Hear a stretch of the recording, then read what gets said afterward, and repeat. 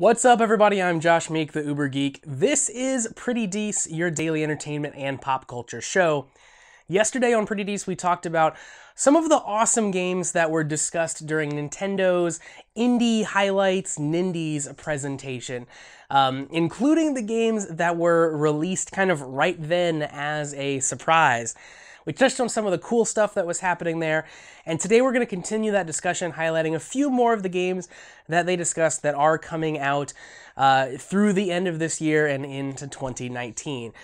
This is, again, not everything that they showed, just some more of the games that I think are notable or seem really awesome.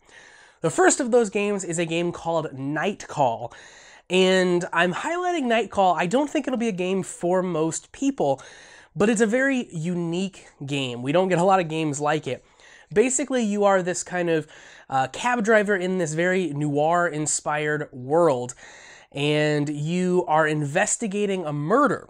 And your means of investigation is kind of talking to the people that are riding in your cab. So the actual gameplay is going through a lot of dialogue trees and kind of getting to the bottom of things just through a series of talking. There's a lot of really cool kind of screens that they have in the game where basically you're discussing something with someone towards the bottom, and at the top you can see the map of where your cab is currently at, how close you are to your destination. So I imagine there's a lot of time-based discussions. You have to get to the bottom of something before you get to the location where you are dropping your particular fare off. But the game sounds really cool, and it sounds really dark and very moody, and we don't get a ton of noir games, so it's very cool to see one of those come out with kind of a unique concept like this. From there, the next game that I want to talk about is Monster Boy and the Cursed Kingdom. This game actually comes out November 6th, so we don't have to wait until next year for this one. And this is this kind of very super saccharine platformer where you can transform into different creatures, like a lion or a pig or a snake. And it seems like a pretty straight-ahead platformer, but it's absolutely gorgeous. The art is fantastic on it. All of the animations and effects as things happen on the screen are really brilliant and very crisp and clear. And even though it might just be a regular platformer without too much extra thrown in, we don't really get too many games like that anymore. We really get like Rayman games and a few indie games here and there. So despite the fact that it's just a platformer, it feels a little fresh here in 2018, just from the sheer lack of platformers that we currently get. Now, it's not super clear to me whether the kind of super cheesy tone of the trailer is going to be played straight, or if it's going to be kind of played for laughs, and maybe there's going to be a little bit more depth to it. At least from what I have seen so far, it seems like they're very straight ahead, they're very sincere. There's this very cheesy 80s cartoon style theme song where they sing about Monster Boy, and it's glorious. And again, I don't know if the game's like in on it, tongue-in-cheek, or if they're not. I think either way it's fine, and I really kind of like the direction and the place they're heading with kind of just how ridiculously over-the-top cheesy everything certainly is. But it seems like a very fun platformer in 2018 here. Now, the next game that I want to discuss is a game that's been out on lots of platforms, so I think it's notable that it's coming here to Switch, and that is Streets of Rogue. It's coming out this winter on Switch, and this is that procedurally generated roguelike that lots of people are a big fan of. It is, of course, the name is based on Streets of Rage, but it is this kind of top-down roguelike. So there's a lot of stuff going on here, but a lot of people really like Streets of Rogue, and we get it here on the Switch with 4-player co-op and some other enhancements that are unique to this version. So expect that to come out.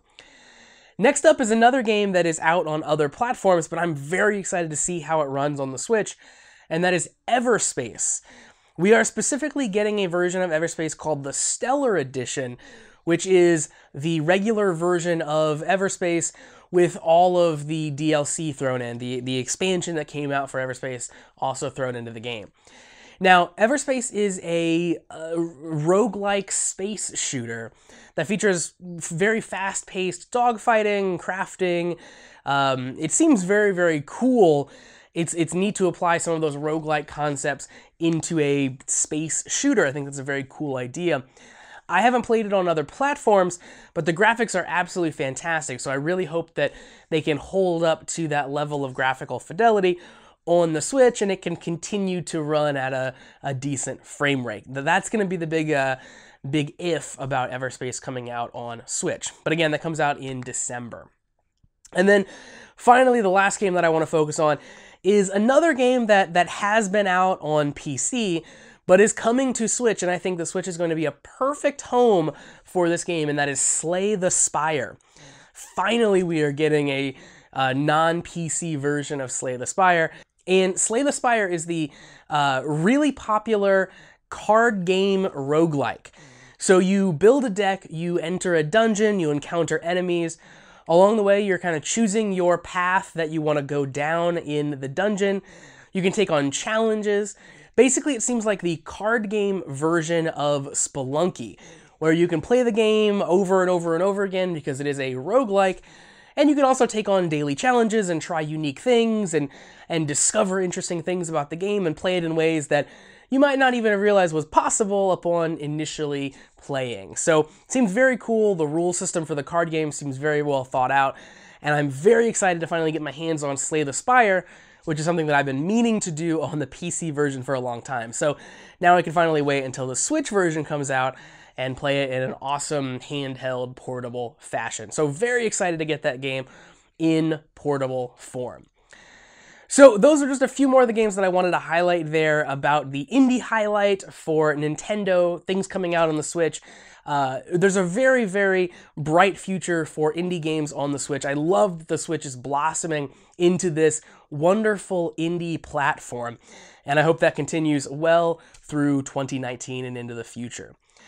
So that's going to do it for Pretty Dece for today. Thank you very much for joining me to continue talking about Nintendo Switch and the indie games coming out there. Remember that you can support Pretty Dece with a small monthly subscription if you would like. If you would like to help keep making this show a reality, help me keep being able to put it on and keep putting out awesome episodes for you. If you want all the information, go to prettydeceshow.com/listener support, or you can head straight over to anchor.fm/prettydece to sign up. And there'll be some fun bonuses when you sign up as well, including a shout out right here on the show. Of course, Pretty Dece does come out all over the place every single weekday. You can find it at 8 p.m. Eastern on twitch.tv/prettydeceshow. You can also find it at the same time on the podcast feed and the YouTube channel, which is prettydeceshow.com/video, or just search on YouTube for Pretty Dece. And of course, finally, you can find me on social media, Facebook, Instagram, and Twitter at Pretty Dece Show.